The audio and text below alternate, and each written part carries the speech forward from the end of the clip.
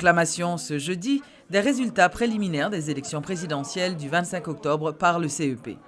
Le candidat du PHTK est en première position dans ces résultats. Jovenel Moïse a obtenu 32,81% des votes. Il est suivi du candidat du Parti La Paix, Jude Célestin, qui totalise 25,27%. En troisième position vient Moïse Jean-Charles de Petite-Dessalines, dont le nombre de votes en sa faveur est de 222 646, soit 14,27%. Ce dernier est suivi de Maryse Narcisse de Formy-Lavalas avec 7,5% des votes. Le candidat du MAS, Éric Jean-Baptiste, totalise 3,63%. Jean-Henri Séan vient tout de suite après avec 39 005 votes exprimés en sa faveur. Résultat préliminaire. Élection présidentielle qui était faite le 25 octobre 2015, présentée comme ça. En première position, nous avons le candidat du parti numéro 5 PHTK, Jovenel Moïse, qui fait 511 992 votes que nous recevons. Ça va être 32,81%.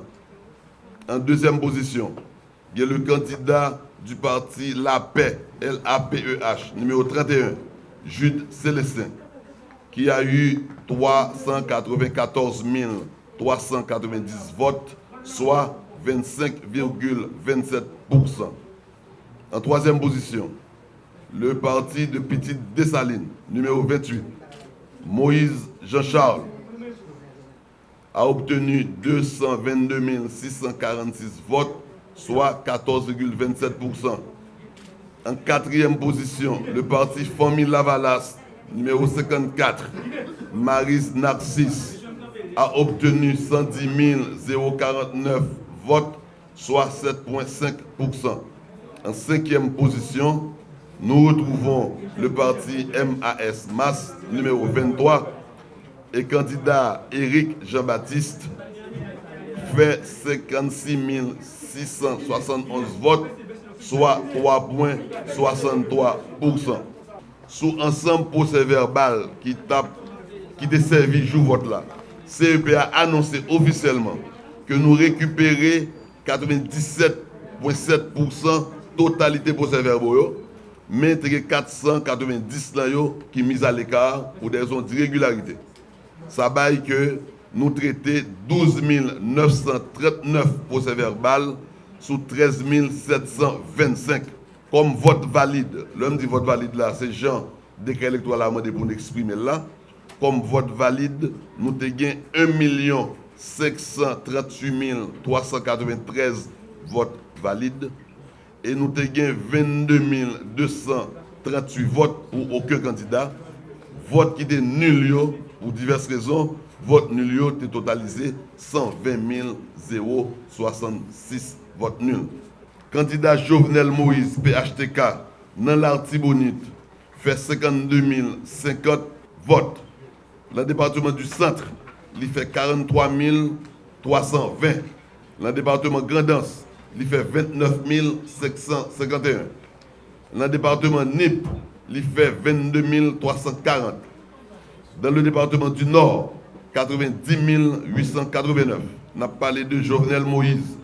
Dans le département Nord-Est, il fait 56 046. Dans le Nord-Ouest, 51 590. Dans le département de l'Ouest, toujours Jovenel Moïse, 104 923. Dans le Sud, 47 628. Et dans le Sud-Est, 13 655.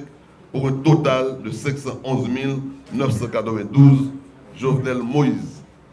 Le candidat en deuxième position, Jude Célestin, La Paix, Artibonite, 46 429, Centre, 44 588, Grandance, 21 293, NIP, 23 212, toujours pour Jude Célestin, Nord, 18 467, Nord-Est, 11 481, Nord-Ouest, 13 404, Ouest, 133 632, le Sud, 39 125, le Sud-Est, 42 759, pour un total pour Jude Célestin de 394 390 votes. C'est ainsi que se présente la liste des votes par département pour les deux premiers. Le ministre de l'Économie et des Finances a apporté des précisions ce jeudi sur plusieurs mesures adoptées dans le budget 2015-2016 et qui font l'objet de contestations. Wilson Lalot explique ces décisions par la nécessité pour l'État haïtien de se donner les moyens de répondre à ses obligations vis-à-vis des citoyens.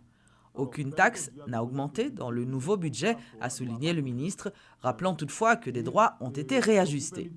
Wilson Lalot appelle la population au calme et invite les leaders politiques et de l'opinion à traiter cette question en dehors du terrain politique.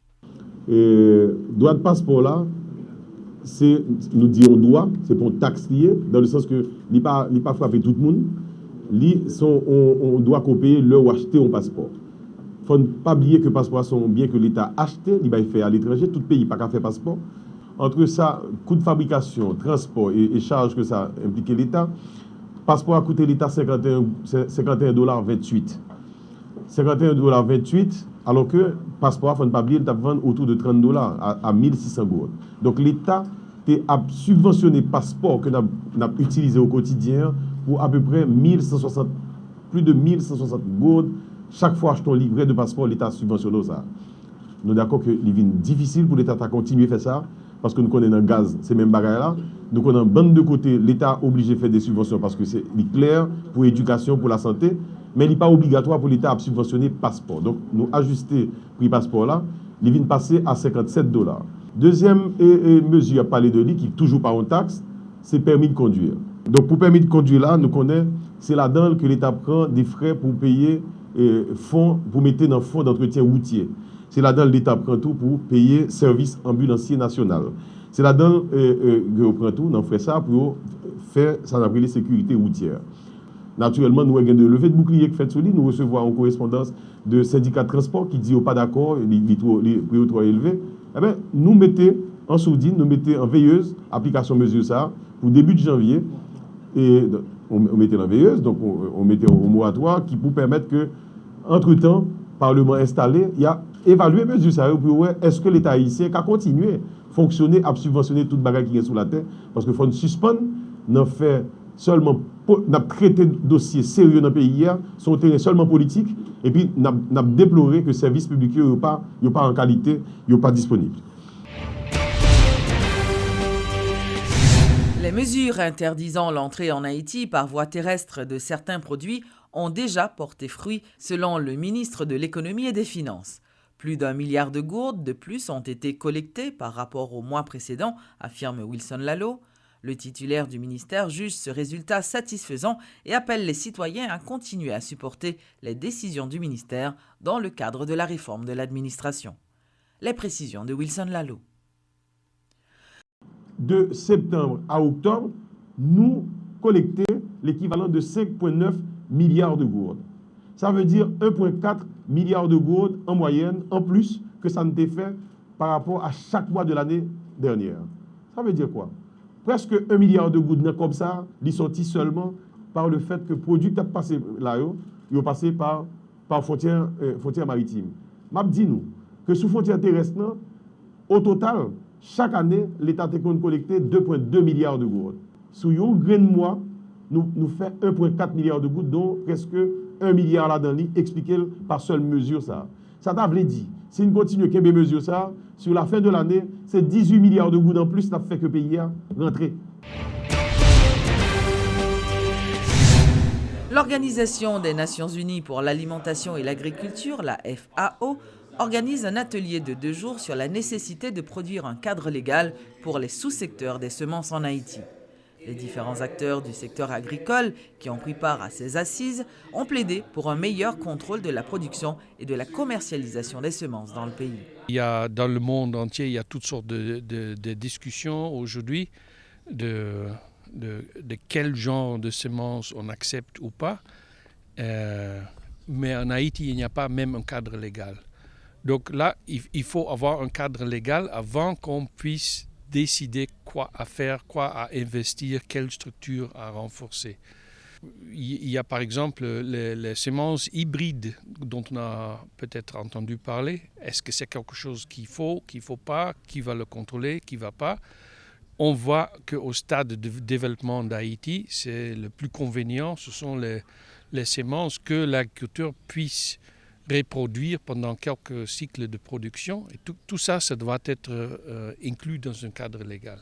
Quand j'ai dit qu'il y a 800 tonnes métriques de semences qui ont été produites localement, ça c'est le maïs, le sorgho, les haricots, mais il y a aussi d'autres qui produisent du riz dans l'ODVA. Donc les cultures vivrières et tout ça, c'est là au cœur de l'affaire, parce qu'il y a d'autres choses qui sont plus spécifiques, qui sont plus difficiles, par exemple pour le café ou bien les légumes, les choux, etc. On n'est pas là encore, mais au moins pour les produits vivrières, on pouvait avancer. Haïti reçoit la 4e édition du festival de la mode baptisé Haïti Fashion Week, du 5 au 8 novembre au Caribé Convention Center. Plusieurs délégations internationales prendront part à cette activité qui vise à promouvoir la mode haïtienne. Et pour la première fois, la France sera représentée à Haïti Fashion Week, se réjouit Maggie Durcé, qui est la présidente du CHAP et aussi présidente du festival. Elle a rencontré la presse ce jeudi et dit espérer des retombées positives pour le pays. Stella a fait le déplacement de l'Italie pour pouvoir venir accompagner la mode haïtienne, nous aider à nous renouveler un peu plus chaque jour, accompagné de représentants de la CBS, donc toujours pour permettre à la mode de se performer et pour nous mettre vraiment au niveau standard, et non seulement nous mettre au niveau standard, mais garder cette standardisation pour avoir un label haïtien qui est un label de mode de qualité. On continue parce que Haïti est une réalité, la mode haïtienne est une réalité au niveau esthétique, une réalité au niveau commercial, et ça doit être de plus en plus. Ça part d'ici, ça doit rejoindre tout le monde. Et la mode a ce grand, énorme pouvoir, avec des images, de faire le tour du monde. Et on va y arriver, on va être de plus en plus fort. Il faut y croire tous. Et je crois que tout le monde, tous ceux qui sont ici, tous ceux qui vont être ici ces 5 jours, y croient vraiment. Donc la renaissance d'Haïti, je suis sûre qu'il passe de la mode aussi. Donc,